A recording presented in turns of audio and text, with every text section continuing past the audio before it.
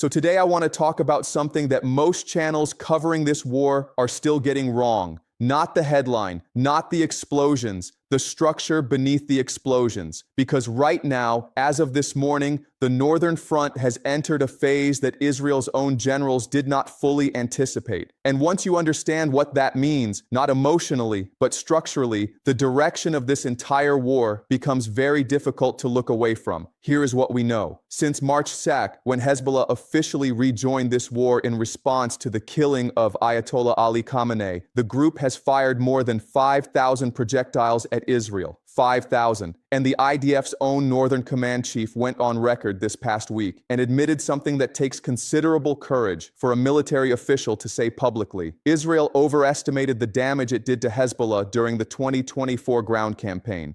The rockets that were supposed to be gone, the launchers that were supposed to be destroyed, the infrastructure that was supposed to be degraded, it is all still there. And now it is active again, firing daily, coordinating with Iranian ballistic missiles and Houthi strikes from Yemen into a pressure system that no single defensive layer was designed to absorb simultaneously. Now, before I explain what this actually means structurally, I want to be precise about something. This channel does not repeat headlines. It explains the logic beneath the headlines. So let me give you the method I am going to use today. I look at three things. First, the structural facts on the ground, what is actually happening operationally. Second, the cost exchange, who is spending what and at what rate and who can sustain it longer. Third, the constraint lock, the point at which the situation stops being a military problem and becomes a political and economic inevitability.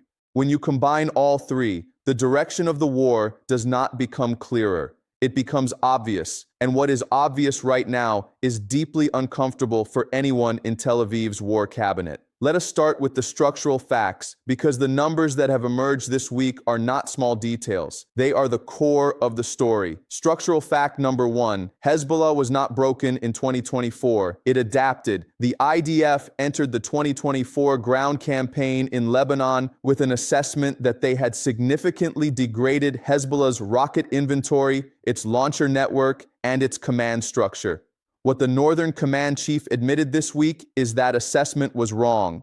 Current Israeli estimates, now revised upward, put Hezbollah's remaining rocket arsenal at somewhere between 8,000 and 10,000 projectiles. That is not a weakened force. That is a force that absorbed a year of sustained airstrikes and ground operations and still has enough ammunition to maintain daily attack rhythms for a very long time. Since the war restarted on March 2nd, the group has been firing predominantly at Israeli forces in southern Lebanon, with several dozen rockets crossing the border into Israel proper each day. The tempo has been sustained, the rate of fire has not collapsed. And now the IDF is not just absorbing those rockets. It is fighting a ground campaign in southern Lebanon at the same time, with forces stretched across terrain that Hezbollah has spent years converting into a prepared defensive environment. Structural fact number two, Iran's missile force is not depleted. Half of it is still intact. This is the detail that changes the entire duration calculation for this war. A senior Israeli Air Force intelligence officer told Channel 12 this week that Iran still has more than 1,000 ballistic missiles capable of reaching Israeli territory. CNN and the New York Times both cited U.S. intelligence assessments confirming that Iranian personnel have been digging out bombed underground launch bunkers and silos from rubble, restoring them to operational status within hours of being struck.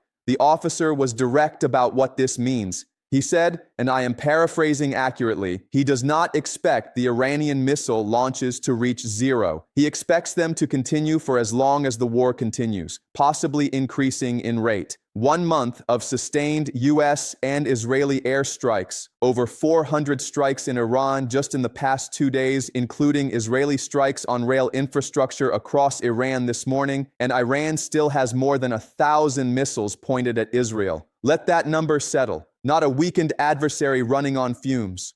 A distributed, dispersed, regenerating arsenal that keeps coming. Structural fact number three. The skies above Tel Aviv are not controlled by Israel. On April 4th, an Iranian ballistic missile struck in the vicinity of the IDF's Kiryat headquarters in Tel Aviv. On April 1st, during Passover Seder, the most widely observed Jewish ritual of the year, Iran fired its largest ballistic missile salvo in weeks at central Israel. 10 missiles in a single wave, some carrying cluster warheads, sending millions of Israelis into bomb shelters and underground parking lots to hold their holiday meals. Sirens sounded repeatedly through the night, then again through the morning. A Hezbollah missile struck a daycare in the northern city of Nahariya on April 2nd. On April 6th, Iranian missiles struck the Ramat Gan area east of Tel Aviv, damaging infrastructure, with the IDF confirming hits in Petah Tikva and the Haifa corridor simultaneously. And this morning, April 7th, IDF Chief of Staff General Eyal Zamir stood inside the military's underground command center and said, "Israel is approaching a strategic crossroads. That is not the language of a side that is winning comfortably. That is the language of a commander who understands that the current trajectory has a ceiling, and that ceiling is getting closer." Now let us talk about the cost exchange, because this is the part that mainstream media almost entirely ignores. Everyone shows you the rockets hitting. Nobody shows you the financial equation that determines how long this can continue. Every Arrow interceptor missile that Israel fires to knock down an Iranian ballistic missile costs between $1 and $3 million. Every THAAD interceptor used to protect American forces and Gulf bases costs approximately $11 million per shot. Iron Dome interceptors used against Hezbollah's shorter-range rockets cost between $40,000 and $50,000 each, with 2 typically fired per incoming threat, making each interception event roughly a $100,000 transaction. On the other side of this equation, Iran's Shahed drones cost approximately $20,000 each. A Katyusha variant rocket fired by Hezbollah costs a few $100s to produce. The cost asymmetry is not a minor detail. It is the central structural fact of this war. When Hezbollah fires 100 rockets in a day, which has been happening routinely, Israel spends approximately $10 million just on interception. That does not include the operational costs of the aircraft sorties, the fuel, the maintenance, the logistics of maintaining a ground campaign in Lebanon simultaneously, and the economic disruption caused by the rockets that get through. CNN reported this week that American and Israeli interceptor stocks are under significant pressure. Bloomberg reported that Israel is actively monitoring the rate of depletion against its production and resupply timelines. And here is the critical structural constraint. The U.S. defense industrial base was not designed for this pace of consumption. THAAD interceptors take months to produce per unit. Arrow interceptors require complex supply chains. Iran and Hezbollah's production, as we have discussed in previous sessions, is dispersed in basements and warehouses and underground facilities that airstrikes cannot reliably eliminate because they are not concentrated in identifiable fixed nodes. The math has a direction. It does not favor the defender when the defender is burning $100 for every dollar the attacker spends. Now let us talk about what I call the constraint lock. The moment where the tactical situation imposes a political reality that nobody in power can ignore. On April 7th, IDF Chief of Staff Zamir said Israel is at a strategic crossroads. That same day, the IDF also confirmed it has been striking Iranian rail infrastructure, a move designed to prevent the IRGC from moving weapon systems around the country. The Israeli Air Force has bombed approximately 10 key rail sections and rail bridges in Iran in recent days. Why does that matter? Because it tells you something about the targeting logic. When you start destroying logistics infrastructure rather than just weapon systems, you are trying to slow a production and distribution network, not eliminate a finite stockpile. You are in a war of attrition against a system, not a campaign to disarm a country. And wars of attrition have a different clock than wars of decisive engagement. What does this constrain for Israel? It constrains the ground campaign in Lebanon. The IDF currently has forces from 3 divisions operating in southern Lebanon. The Northern Command Chief has acknowledged that the objective of militarily disarming Hezbollah through ground operations is no longer realistic in the near term. The IDF's stated goal has been formally reframed this week, from disarmament to establishing a forward defensive buffer zone south of the Litani River. That is a significant reduction in ambition, and it reflects an accurate understanding of the operational reality. Israel does not have the manpower to occupy and pacify all of southern Lebanon, advance toward Beirut's southern suburbs, where Hezbollah's political and military nerve center sits, maintain defensive lines against Iranian missile fire, and sustain normal economic activity simultaneously. No military in the world can do all of those things at once indefinitely, not with a reserve-dependent force structure, not with an economy already under wartime stress. The Lebanese Health Ministry confirmed this week that over 1,000 people have been killed in Lebanon since March 2nd. More than 1 million Lebanese have been displaced. 14% of Lebanese territory is now under Israeli evacuation orders. Israel's Defense Minister Katz said this week that 600,000 people who fled southern Lebanon will not be allowed to return home until Israel is secure. That is not a statement that ends a war. That is a statement that defines a very long occupation. Now let me tell you what each player in this system actually wants, because what they say they want and what they actually need are, as always, two different things. What Israel says it wants is Hezbollah's disarmament and the security of northern communities. What Israel actually needs is an exit from this two-front war that does not look like defeat, because here is the structural reality. Every day that northern Israeli communities remain under rocket fire is a day that the political legitimacy of the war cabinet is being tested. Mayor after mayor in northern Israel is going on television, as the mayor of Margalio did this week, accusing the army and the government of failing to protect northern settlements. The social contract that justifies wartime sacrifice is that the military protects the population. When populations are being evacuated instead of protected, that contract is under strain. Israel needs a Northern Front resolution, but the Northern Front cannot be resolved without first resolving the Iranian missile campaign. And the Iranian missile campaign cannot be resolved without a political exit from the war with Iran. Every thread connects. Every thread pulls tighter in the same direction. What does Iran want from this? Iran's position, stated directly through official channels, is this: any ceasefire deal with the United States must include Lebanon. Iran has formally conditioned the end of the Iran war on an end to Israeli operations against Hezbollah. That linkage is not arbitrary. It is the strategic architecture that Iran has been building for 20 years. If Hezbollah is disarmed or destroyed as a military force, Iran loses its primary forward deterrent against Israel. Without Hezbollah as a functioning military entity in Lebanon, Iran's geographic distance from Israel becomes a vulnerability, not a shield. So Iran's position on the Northern Front is non-negotiable. Hezbollah stays armed and intact or there is no deal. And right now, there is no deal. Pakistan-led mediation efforts to bring the US and Iran together for direct talks collapsed this week. The Wall Street Journal reported that Iran has formally told mediators it will not meet U.S. officials in Islamabad and considers U.S. demands unacceptable. Turkey and Egypt are trying to find alternative venues, possibly Qatar or Istanbul. Nothing is moving. And while diplomacy stalls, the missiles keep flying. What does Hezbollah want?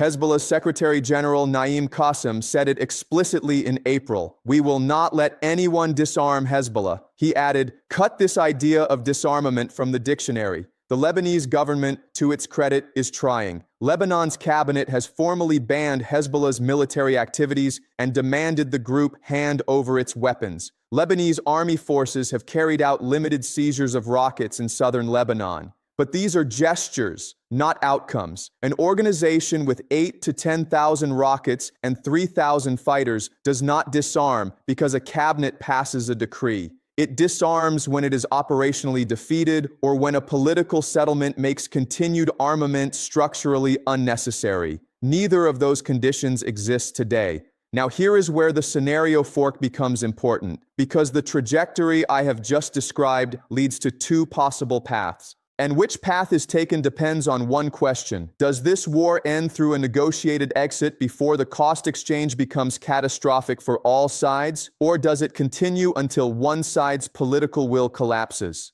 Scenario 1. A negotiated exit takes shape within the next 2 to 3 months. The mediators find a formula, likely through Qatar or Istanbul, where the United States accepts that Iran's missile program is constrained rather than eliminated, where Hezbollah maintains its organizational existence but agrees to specific geographic withdrawals from the Litani line southward, and where Lebanon assumes nominal sovereignty over its arms under an international monitoring framework that provides Israel with enough political cover to declare strategic success and withdraw. This is not a clean outcome. It is a managed one. Iran does not get sanctions relief immediately. Israel does not get Hezbollah disarmed. The United States does not get regime change in Tehran. But the bombing stops.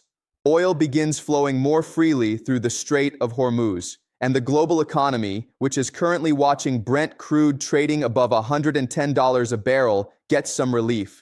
In this scenario, the regional power map shifts permanently. Iran exits the conflict with its deterrence architecture intact and its status as a regional power confirmed. Israel exits having secured a buffer zone in southern Lebanon, but having failed to eliminate Hezbollah as a military force. America exits having demonstrated that it can damage Iran significantly but cannot break it. Scenario 2. The war continues through the summer. The interceptor depletion problem becomes critical. The economic pressure inside Israel intensifies as reserve mobilization pulls more workers from the economy, as northern communities remain evacuated, as the stock market reflects a wartime reality that does not improve. Political pressure inside the United States grows as oil prices remain elevated, as gas prices at American pumps continue to climb, and as the cost of the war becomes visible in household budgets. In this scenario, neither side achieves a decisive military outcome, but one side's political will breaks first. And based on the structural analysis, the side under greater political time pressure is not Iran. Iran has been living under sanctions and strategic siege for decades. Its population has already absorbed the shock. Israel, by contrast, has a democratic political system in which mayors go on live television to accuse the army of failing, in which families cannot hold Passover Seder without running to a shelter, in which the question of how long this continues is being asked not just in living rooms but in the Knesset. That question has a timeline, and the timeline is shortening. Now let me address 3 things that everyone watching this situation is asking. First question. Is Hezbollah finished as a military force? No, and this week confirmed it. The IDF Northern Command Chief said directly that the 2024 campaign left Hezbollah far more capable than Israel had assessed. With 8,000 to 10,000 rockets, hundreds of launchers, 3,000 fighters, and a growing arsenal of first-person view attack drones now being captured and documented by Israeli troops in southern Lebanon, Hezbollah is not a movement on the edge of defeat. It is a movement executing a sustained attrition campaign against an adversary it has been studying for decades. The FPV drones are particularly significant. They are cheap, precise, difficult to intercept, and specifically effective against armored vehicles and infantry in the confined terrain of southern Lebanon.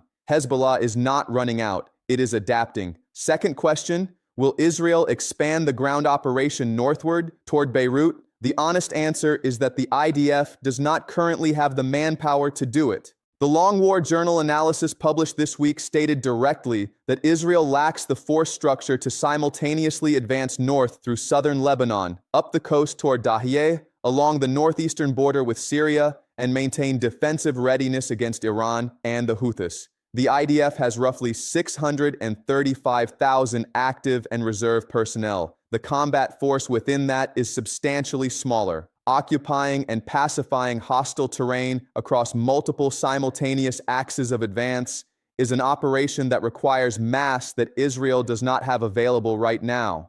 The reframing of Israeli war aims this week from disarmament to a forward buffer zone is not spin. It is an operational constraint being translated into public language.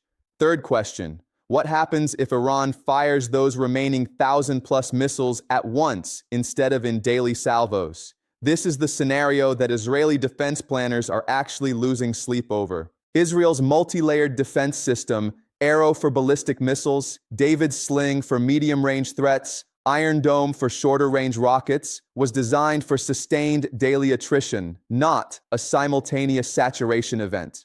A concentrated salvo of hundreds of ballistic missiles arriving in overlapping waves would overwhelm the intercept sequencing capacity of the system because the system processes threats in sequence and the intercept timeline has physical limits. Iran has shown patience by firing in controlled daily rates. The fact that it has not yet massed its remaining arsenal into a single overwhelming strike suggests it is managing the conflict, not exhausting it. That patience is itself a form of strategic pressure. Now let me place this inside the larger pattern, because there is a historical structure here that anyone serious about understanding this moment should recognize. When a powerful military enters a campaign against a dispersed, prepared, ideologically motivated adversary in complex terrain, it wins the first phase quickly and visibly. That is the phase everyone watches. But the adversary was not designed to be defeated in the first phase. It was designed to survive it, adapt, and impose costs across the second and third phases that the powerful military cannot sustain politically. We saw this in Vietnam, we saw this in Afghanistan, we saw it in Lebanon in 2006, when Israel's own Commission of Inquiry found that Hezbollah had emerged from that war with its deterrence intact and its organizational capacity stronger than before. The pattern is not unique to this region or this adversary. It is the fundamental challenge of fighting a force that measures success by survival, not by territorial control. Hezbollah does not need to win a single engagement. It needs to still be firing rockets 6 months from now.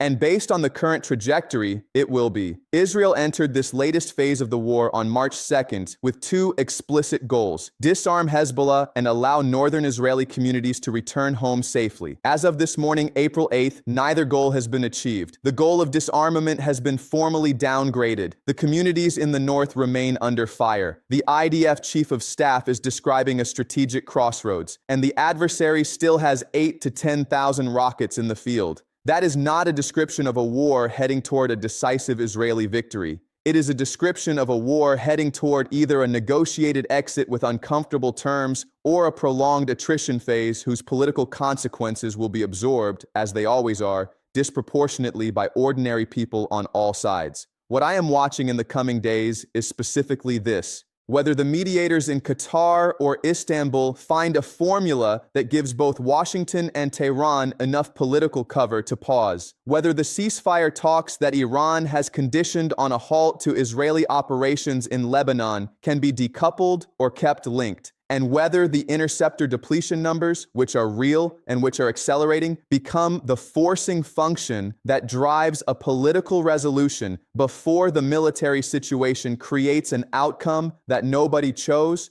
but nobody can stop. The direction of this war is not uncertain. The rate at which it moves in that direction is the only variable left. That is not a comfortable conclusion, but it is the honest one. And if this analysis is wrong, we will come back and examine exactly where the logic failed, because that is the point. Not to be right, to follow the structure of what is actually happening and think carefully about where it leads.